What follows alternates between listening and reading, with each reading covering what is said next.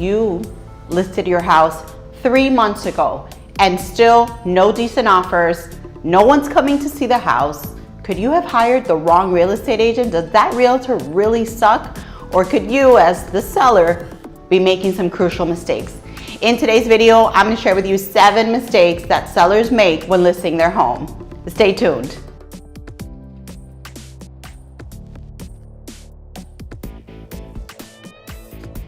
What's up, everyone, and welcome back to my YouTube channel. My name is Somarriba, and I am a realtor in the beautiful, sunny South Florida. And as I mentioned in today's video, we're going to talk about the top 7 mistakes that sellers make when listing their property. Let's dive right into it. So, number 1 reason by far is going to be pricing. Pricing is key. And guys, this is why you hire a real estate professional. Hopefully somebody that knows the area, that knows the market, that should be sitting down with you, looking at comps, comparing your homes to others, and coming up with the right price. I know that as a seller, we all feel like our house is the best one on the block. But think about it. When you're buying, put yourself in the buyer's shoe. You're a buyer, you're gonna look for the best deal, and you're gonna compare all the houses. When you put a property on the market, you need to think about that and be realistic. Remember that the market guides and gives you the price.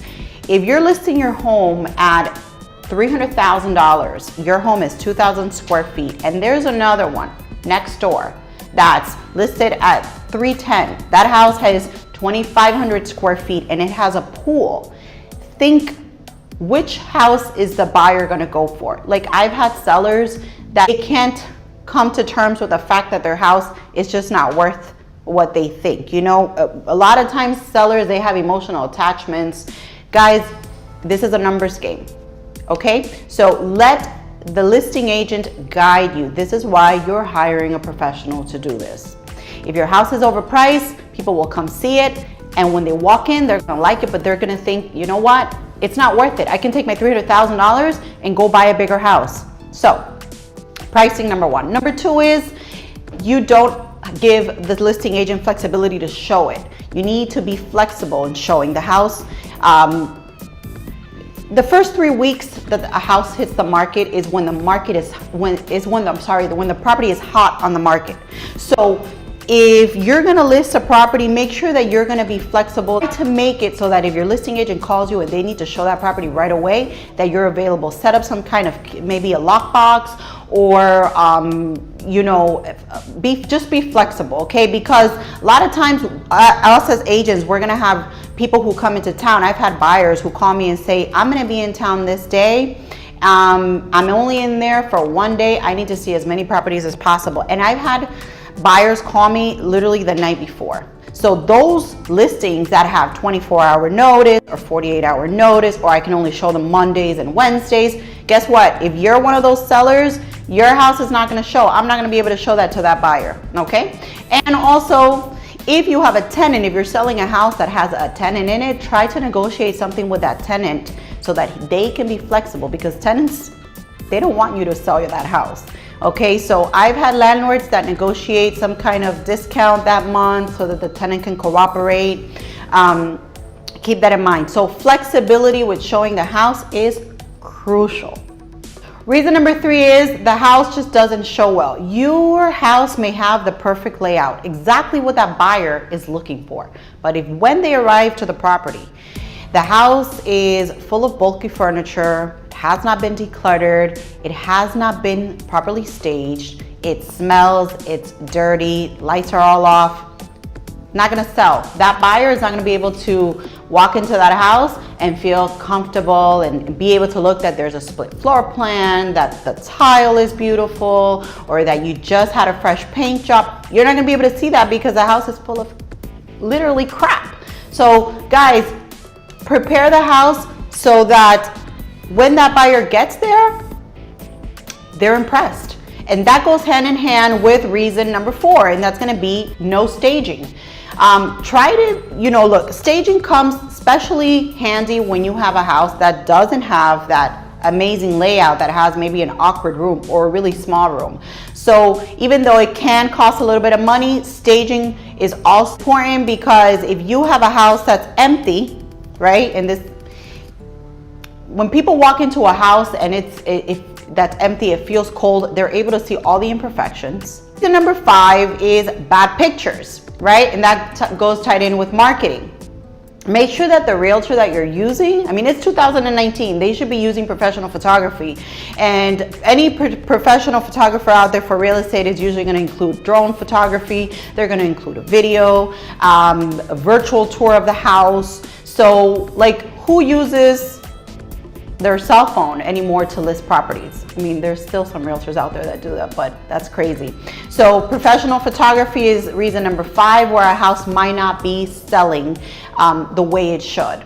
Reason number 6 is going to be unrealistic expectations from you as the seller.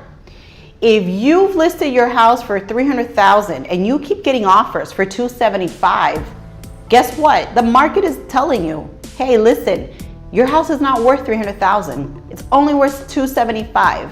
So again, that goes back to my reason number 1. It goes back to pricing. You need to be realistic with your pricing. It's one thing to go in and, you know, ask for what your house is worth, but if you're going in there and you want to price your house $50,000, which that tends to be the magic number. I don't know why in sellers' heads. It's not gonna sell. So if you reach a point where you're getting multiple offers for another number that you didn't have in your head, it's time for you as a seller to either decide, you know what, I'm gonna move forward. This is I'm okay with it. This is what the market is telling me. Or you decide you take it off the market for a while, or maybe for a couple of months, give it maybe some retouch paint, give it a fresh look, and come back a couple of months later with a new approach and a new price. And reason number 7 is, yes, you hired the wrong realtor. Aunt Susie got her real estate license and you feel like you have to let her sell your house because, you know, if not, your mom's gonna get mad, or your cousin, or, you know, Uncle Joe, or your best friend who has no experience in this field. I'm not saying that you can't give a rookie an opportunity, but if you're gonna go that route, make sure that they have a mentor that's gonna help them through the process.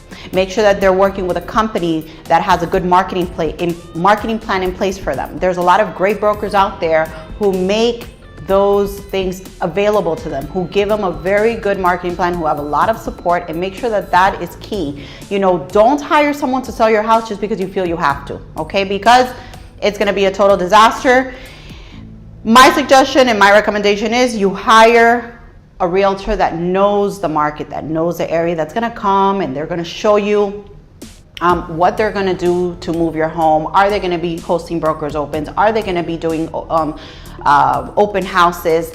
Are they gonna be sending out flyers? Are they gonna advertise your home with mass emails? Are they going to give you a virtual tour and of the home and market it that way? You know, look at their track record, look at their reviews. Do your research when you're hiring the right realtor, because the right realtor is going to guide you in the right direction. They're going to show you what to expect, and they're going to get the job done. And guys, those were my top 7 reasons why homes don't sell, and the top 7 mistakes that sellers out there make. I hope this information was useful to you. If you are thinking about buying or selling in the Miami-Dade and Broward County area, feel free to give me a call. And if you're any other part of the nation, I have a great network of top real estate agents that I could refer you to. And with that, I will leave you with the question of the day. And the question of the day is, have you ever tried to sell your home and it didn't sell? And why do you think that was? Think about the 7 reasons I just gave you. Did you make one of those mistakes? Guys, feel free to like this video if you enjoyed it, share it, and don't forget to subscribe. See you in the next video.